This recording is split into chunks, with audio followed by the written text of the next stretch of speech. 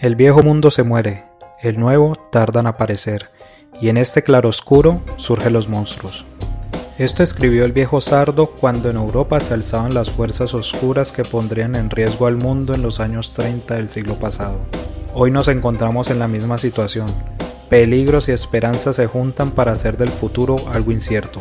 Acompáñenos en este viaje para comprender en qué punto de la historia nos encontramos y avisorar un nuevo horizonte que deje atrás los peligros de nuestra época. Esto es El Mundo en Claroscuro.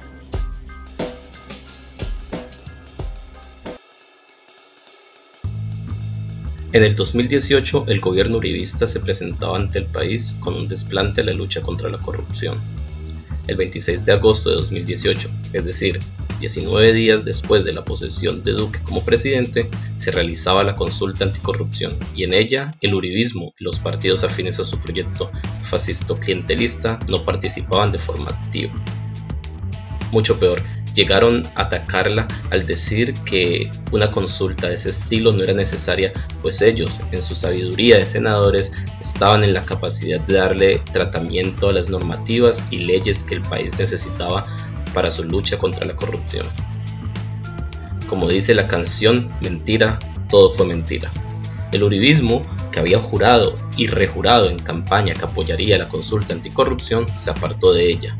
La razón no es más que una sola: necesitan la corrupción para vivir y para mantener sus esferas de influencia. Para tratar este tema, utilizaremos en esta ocasión un formato diferente. No contaremos con el clásico formato de invitados, sino que haremos un recuento y presentaremos un análisis al respecto que ha salido de nuestro equipo de trabajo en El Mundo en Claroscuro.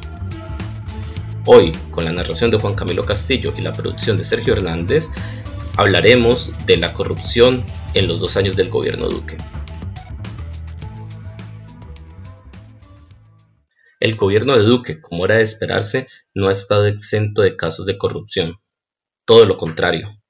Pese a que en campaña juró luchar contra este fenómeno que priva de derechos a la ciudadanía colombiana, su gobierno ha estado marcado por actos de corrupción que vienen desde la época de campaña.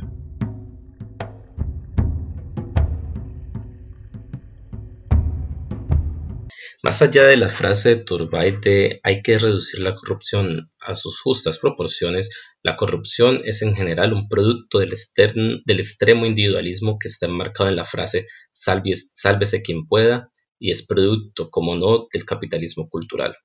¿Pero qué quiere decir eso? Esto quiere decir que la corrupción funde su legitimidad en sociedades como la colombiana en el hecho de que las personas no pueden pensar en los efectos nocivos que tienen sus actos corruptos frente a otras personas de la sociedad, o peor aún, que cuando lo piensan y son conscientes de esos efectos nocivos, les importa muy poco y por tanto se mantienen diciendo esto me representa un beneficio máximo para mí y no me interesa que las otras personas no tengan derecho a la educación, a la salud, a la cultura, o que el gobernante de turno tenga dudosos vínculos con miembros del narcotráfico o que reciba coimas de empresas de empresas que apoyan su campaña. Ahora bien, mucho se habla de corrupción en la televisión, en la radio, en las esquinas de los barrios, bares y muchos otros espacios se establecen grandes debates acerca de lo que esa palabra significa. Pero, ¿qué es la corrupción? A continuación escucharemos un collage de audios que nos permitirán no solo comprender lo que significa la corrupción, sino también sus alcances multidimensionales. Por un lado, el proceso político en su conjunto está constituido o estructurado alrededor de un sistema clientelista. Ese es un sistema clientelista que opera, como yo lo describiría como una relación de extorsión y soborno. Entonces los consejos municipales, las asambleas departamentales, el Congreso, tienen una relación con los gobiernos que se definen por esa lógica. ¿La gobernabilidad que llaman? La gobernabilidad. El establecimiento patrocina la corrupción y la corrupción mantiene el establecimiento. ¡Oiga, pare, carajo! La corrupción es concentración de poder para su uso arbitrario, con distorsión de objetivos, privados y públicos. En este último caso, se denomina corrupción política, que se define como concentración de poder público con fines privados. Las causas de la corrupción se asocian a decisiones individuales o a reglas y prácticas regulares que generan corrupción institucional, según Lawrence Lessig. Por su parte, los efectos de la corrupción se asocian a más costos de inversión, más desigualdad, menos confianza, menos cooperación social. Proyectos sociales desfinanciados. Obras abandonadas. Inseguridad desbordada por falta de recursos. Y hospitales en quiebra. Son solo algunas de las consecuencias de la corrupción. La corrupción busca capturar prioritariamente la contratación pública y el empleo público, cargos que sean relevantes y estratégicos. Muchos funcionarios públicos, como en los recientes casos de corrupción que hemos visto, entienden al Estado más como un objeto de depredación que un instrumento de servicio hacia la ciudadanía. La Fiscalía y la Contraloría calculan que cada año el país pierde cerca de 50 billones de pesos por causa de la corrupción. ¿Pero cuántos son 50 billones de pesos?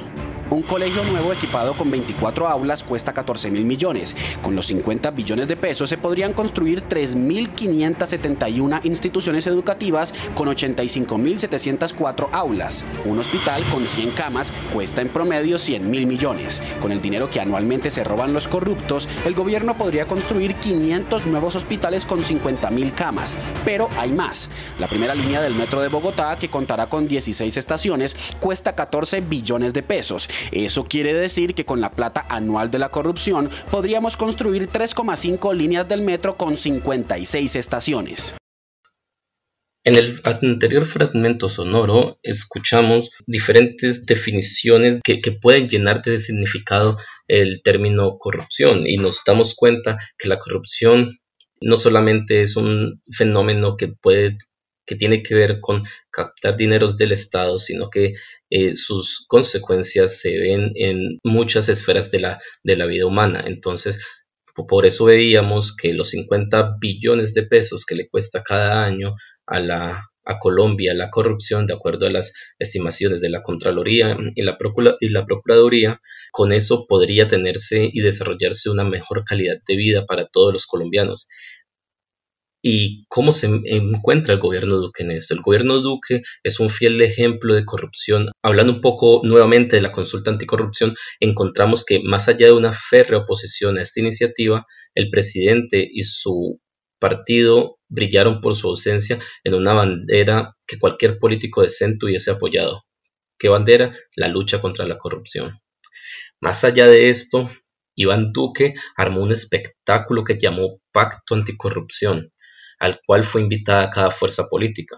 Según su propuesta, el uribismo radicaría un paquete con todos los puntos anticorrupción que naufragaron en las urnas. Sin embargo, aunque fueron radicadas, estas propuestas se fueron hundiendo una a una, quedando aprobada solo una iniciativa. ¿Y por qué es esto así? Más adelante lo veremos, y es que el uribismo, más allá de ser un partido anticorrupción, es un partido que vive de la corrupción y la necesita por su estilo de hacer política. Por un lado eso, y por el otro lado es que existe una vinculación entre clanes y el centro democrático, y lo que configura el punto álgido de la corrupción de este gobierno. Los clanes, como productores de las relaciones sociales de dominio en las regiones, han desarrollado un sistema de subyugación, dominio y compra de amistades, por decirlo de alguna forma. Ahora bien, ¿cómo se enmarca el proyecto uribista en este contexto? A continuación escucharemos un audio y un comentario que nos pueden dar luces al respecto. Seguimos en ese país. La Corte Suprema de Justicia condenó a exministros del Interior Sabas Pretel de la Vega, de Protección Social Diego Palacio y exsecretario Alberto Velázquez Echeverry, todos tres funcionarios del gobierno del presidente Uribe entre el 2002 y el 2010. Según el alto tribunal, los funcionarios, siguiendo instrucciones del entonces presidente Uribe, dispusieron del poder que tenían para pagar con nombramientos votos favorables para la reelección del presidente Uribe. El caso es conocido en Colombia como la yidis política. Hay algo que a mí me sigue resultando incomprensible en Colombia, que es el fenómeno del uribismo. Es decir, podía entender, digamos, determinados liderazgos en la derecha, pero el fenómeno de Uribe, y que además Uribe trascienda a sí mismo y se convierta en un fenómeno político capaz de ordenar y repartir juego en la política colombiana. O sea, yo no he sido capaz de ver la serie Narcos, porque poner un actor brasilero a hacer de colombiano son estas cosas que hacen los gringos que son impresentables, pero vi Pablo Escobar, el patrón del mal, que es una serie muy inteligente y muy popular en Colombia, y revela lo que es el uribismo y el paramilitarismo vinculado a un proyecto político que se hizo hegemónico en Colombia y que lo sigue siendo. Lo dejo encima de la mesa porque todavía nadie ha conseguido explicarme cómo es posible que en Colombia el uribismo siga siendo el eje fundamental para entender la política. No, pues el uribismo es el resultado de un proceso en las élites colombianas, precisamente relacionado con eso. O sea, el uribismo es la suma del sector rural, oligarca, ganadero, más el narco, más el paramilitarismo, que es todo parte de lo mismo. Es decir, eso es porque, claro, es que el problema de Colombia, evidentemente, es el problema de las élites. Para entender el sistema de corrupción que existe hoy en día en el gobierno Duque, no nos podemos centrar en los últimos 2 años de gobierno, sino que tenemos que ir un poco más atrás. Y ese más atrás es el periodo entre el 2002 y el 2010, en el que el presidente de la época, Álvaro Uribe Vélez, desarrolló todo un entramado de corrupción y clientelista que era el que servía de subsidiario a su gobierno. Pero debemos de entender qué es el uribismo. El uribismo es digámoslo así, un fenómeno fascista colombiano que se ancla en la corrupción como mecanismo de poder y estrategia electoral. Existe apoyo de paramilitares a las campañas, agroingreso seguro, la yidis política, fueron cimientos de esa política en los 2 periodos de Álvaro Uribe Vélez. Como lo escuchamos en nuestro audio anterior, no son pocos los miembros del gobierno uribista de la época que están hoy en día privados de la libertad y o inhabilitados por tener prácticas corruptas que han sido demostradas en los parámetros judiciales. Hoy por hoy la situación no es muy diferente. La mermelada, los robos de los dineros de la pandemia y la corrupción legal, por decirlo de alguna forma, enmarcada en la reforma tributaria que favorecen a quienes hicieron campaña por Duque, son el pan nuestro de cada día. También hay corrupción legal.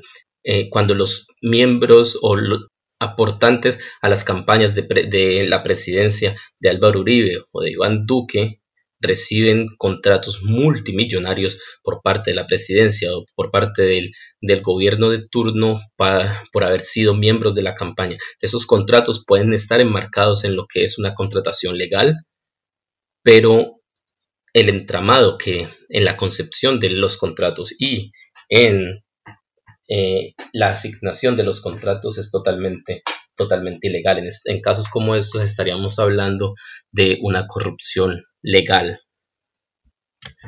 Teniendo en cuenta lo anterior, podemos regresar al accionar del gobierno Duque hoy en día y en particular en torno a la consulta anticorrupción y plantearnos la siguiente pregunta: ¿qué podemos pensar de un gobierno y un partido político que no apoyan decididamente una consulta anticorrupción? Hay muchas respuestas y especulaciones para esto, pero por decirlo así, un partido político y un gobierno que no se posicionan decididamente contra la corrupción son, cuando menos, un legitimador de ella, o incluso más grave, la utilizan en el día a día para mantener su legitimidad.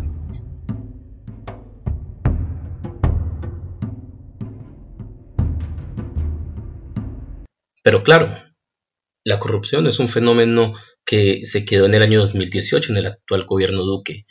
Este año, el 2020, nos sorprendió con algo que quizás muchos sabían, pero nadie se atrevía a pronunciar, y es la participación de los dineros del narcotráfico en la campaña a la presidencia de Iván Duque. A continuación escucharemos un fragmento sonoro en el que se pone en evidencia cómo miembros de la campaña de Duque se aliaron con narcotraficantes de la costa Caribe para poder ganar las elecciones. A pesar de que el ex jefe de la campaña presidencial Duque presidente, Luis Guillermo Echeverry, le aseguró a Semana Hoy que la Calla Daza no tuvo participación alguna en la campaña, otra conversación da cuenta de que la ex asesora de Uribe fue la encargada de manejar la agenda del candidato presidencial en Valledupar y le contaba los detalles al Ñeñe Hernández. Tengo una cantidad de cosas, José, la cabeza enorme, porque yo programé la cita de Iván y yo estoy organizando todo, pero esto es milimétrico. Acá. Iván llega ¿cuándo? Sábado. El sábado, ¿a qué hora? ¿En el vuelo de la mañana? 9:30. Más bueno en la mañana. Y de ahí nos vamos para la sede, y de ahí nos vamos para el 1 de mayo. Y después para allá, donde Adriana Castro, donde Botero. En esta parte de la conversación obtenida por Noticias 1, se demostraría que el Ñeñe se reunió con el representante a la Cámara, Eduard Rodríguez, para coordinar un presunto encuentro privado entre el candidato Duque y 15 alcaldes de Magdalena en plena campaña. Es que ayer almorcé con Eduardo Rodríguez. Ajá. Y le dije, Eduardo, y le dije, Eduardo, yo necesito hablar con usted porque necesito hablar unas vainas bien importantes con él. Importantes, pero importantes para su campaña y para sus cosas. Le tengo 15 alcaldes del Magdalena, 15 que se quieren reunir con él, 15.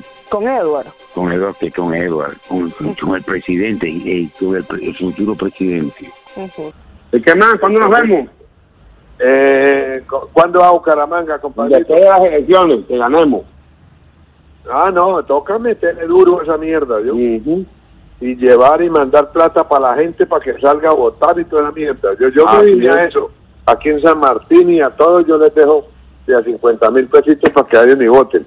Resulta inaudito escuchar informaciones como las que nos otorgó nuestro fragmento sonoro, en el que se conocen informaciones del narcotraficante José Ñeñe Hernández y cómo hubo una activa compra de votos en la costa caribe colombiana, y hoy por hoy solamente exista una pequeña investigación preliminar por parte de la CNE hacia la campaña Duque presidente. Eso deja mucho que desear de los entes de control colombianos. Pero ¿quién era José Ñeñe Hernández? Es que José Ñeñe Hernández era un narcotraficante de la costa caribe que, después de ser asesinado, está poniendo en evidencia a Iván Duque. Es clara su amistad con el presidente y con el Centro Democrático, pero no es por ser amigos que está en el ojo del huracán Duque y su partido, sino porque él, Ñeñe Hernández, compró votos para favorecer la campaña del hoy presidente de Colombia. Esto lo han demostrado valientemente los periodistas Gonzalo Guillén y Julián Martínez de La Nueva Prensa, quienes en su oficio periodístico han retratado minuciosamente cómo fue el apoyo del narcotraficante a Duque. Quizás el episodio más diciente es aquel en el que Ñeñe destina dineros de Cambio Radical para invertirlos en compra de votos a favor del candidato del Centro Democrático. La corrupción en su máximo nivel ayudó a Iván Duque a ganar la presidencia de la República. El gobierno Duque es, por lo tanto, corrupto e ilegítimo.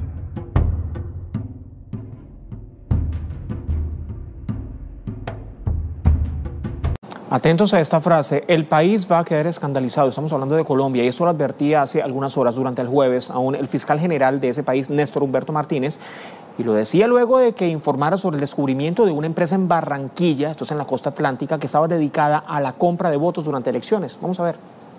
En el sistema electoral, lo que acabamos de hacer en Barranquilla, en donde hemos descubierto una verdadera empresa, una organización criminal dedicada a la compra de votos, con organigramas, con manuales de funciones. El país va a quedar escandalizado cuando se conozca, y no lo haré sino después de la segunda vuelta para que no digan que estoy interviniendo en política, la dimensión de la corrupción electoral, nauseabunda. Y bueno, nos quedamos en el 2020 y en el mes de agosto, justo antes de que los 2 años de iniciado el gobierno Duque. A continuación escucharemos un audio sobre lo que puede ser la noticia más importante y más comentada del 2020 y quizás de los últimos años en Colombia. Esta es la detención de Álvaro Uribe. Es cierto que el presidente Uribe le pagó algunas platas a ese testigo, pero también es cierto, y así lo reconoció la Fiscalía, en un fiscal elegido por el fiscal Montalegre, que el presidente Uribe no conoció y que nunca tuvo conocimiento de esos pagos. Álvaro Uribe, en su convicción de estar más allá del bien y del mal, quiso acallar a Iván Cepeda por su debate en el Congreso de la República sobre la relación del expresidente con el paramilitarismo. Para esto, instauró una demanda ante la Corte Suprema contra el senador Cepeda.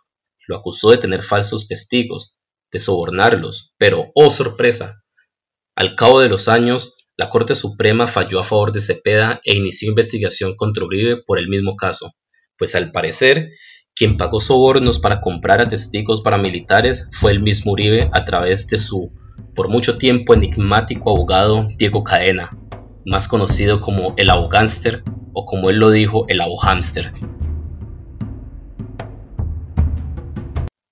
En el 2019, la Corte Suprema llamó a indagatoria a Álvaro Uribe y en el 2020, justo para los 2 años del gobierno de Duque, como ya lo señalé, es dictada por la Sala de Instrucción de la Corte Suprema de Justicia la medida de aseguramiento y privación de la libertad contra Álvaro Uribe Vélez, quien fue 2 veces presidente de Colombia, fue determinante en la primera elección de Santos como presidente de Colombia y ha sido el mentor político del hoy presidente Iván Duque. Uribe se encuentra hoy por hoy detenido en su hacienda El Ubérrimo para que no obstruya la justicia en la investigación en su contra. Pero, ¿cuál es la actitud de Duque? Es realmente inverosímil, pues él defiende a capa y espada a su jefe, dejando de lado la separación de poderes, presionando a la rama judicial y dejando ver su falta de independencia con quien lo puso en el poder del gobierno central en agosto del 2018. Defiende sin duda alguna a alguien investigado por corrupción, por querer engañar a la justicia y meter preso a quien ha sido uno de sus rivales políticos en los últimos años. Parece ser que les molesta la democracia, actúan antidemocráticamente y hoy por hoy proponen una nueva constituyente para librar al senador y expresidente Álvaro Uribe de las investigaciones de la justicia en su contra. Todo un fenómeno fascista y corrupto. Soy y seré siempre un creyente en la inocencia y honorabilidad de quien con su ejemplo se ha ganado un lugar en la historia de Colombia. Como presidente, hago un llamado a la reflexión. Entiendo el papel de las instituciones y la independencia de poderes. Como ciudadano y creyente en las instituciones, espero que las vías judiciales operen y que existan plenas garantías para que un ser humano íntegro ejerza a plenitud su defensa en libertad. Muchas gracias. Hoy más que nunca, cuando el país se ve sacudido por una noticia que nos lastima en el interior del corazón, a quienes creemos en las instituciones, a quienes las defendemos todos los días de los ataques ingentes, del terrorismo, de la mentira, de la calumnia, queremos recordarle que Colombia necesita una gran reforma a la justicia. Colombia no puede seguir con una justicia politizada, cuyos ojos están abiertos para ver a quién le aplican la ley y cómo.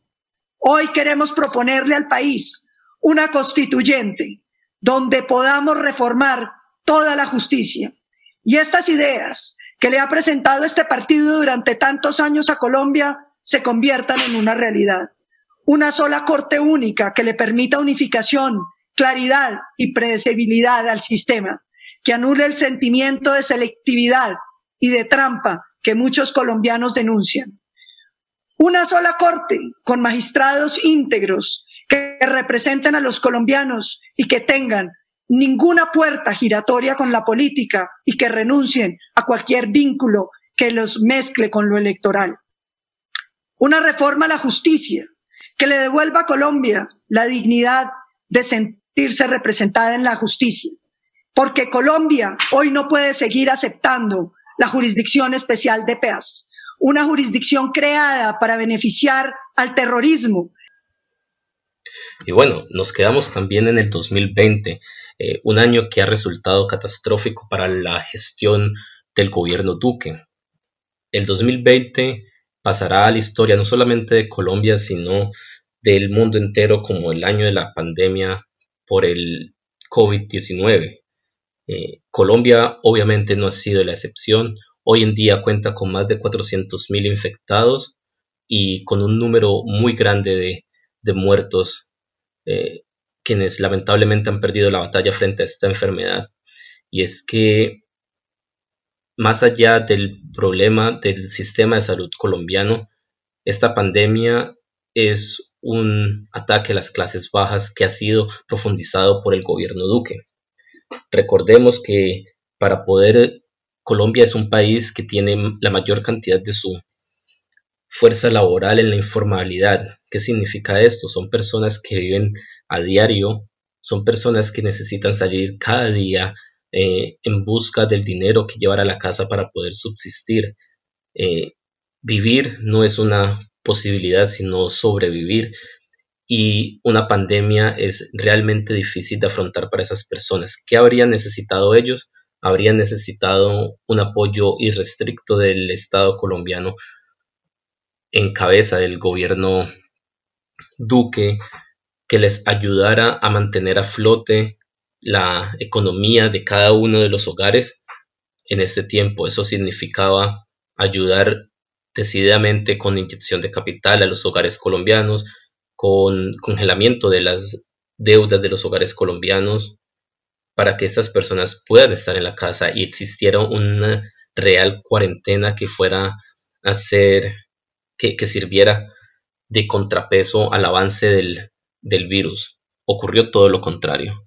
Una acción fuertemente antidemocrática y antipopular. El gobierno Duque prefirió en este momento, en lugar de inyectar dinero en los hogares colombianos, prefirió invertir dinero en los bancos, quienes fueron beneficiarios de gran cantidad de los recursos destinados a la pandemia. Y si nos encontramos quiénes son los bancos, son aquellas personas que han sido históricamente cercanos al proyecto político del Centro Democrático y del uribismo. Esto es una de esas situaciones que podríamos definir como un ejemplo clásico de corrupción legal y clientelismo.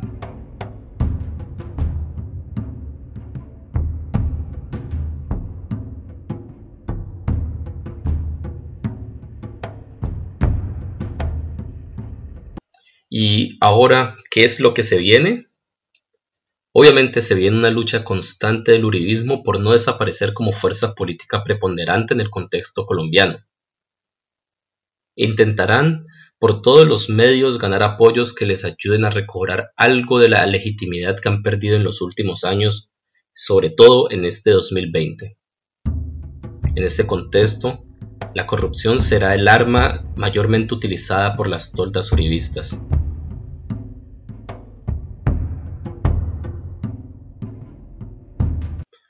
Muchas gracias por acompañarnos en este episodio especial. Les habló Juan Camilo Castillo. Este es El Mundo en Claroscuro y los esperamos el próximo viernes para que hablemos sobre las perspectivas que hoy por hoy se pueden entrever en relación con las elecciones del 2022. No olviden suscribirse a nuestros canales de Spotify y YouTube y seguirnos en nuestra cuenta de Twitter @mclaroscuro. Hasta la próxima. Y no olviden, la consecución de un país mejor va de la mano con la superación de la corrupción y de su partido estrella, el Centro Democrático. Hasta pronto.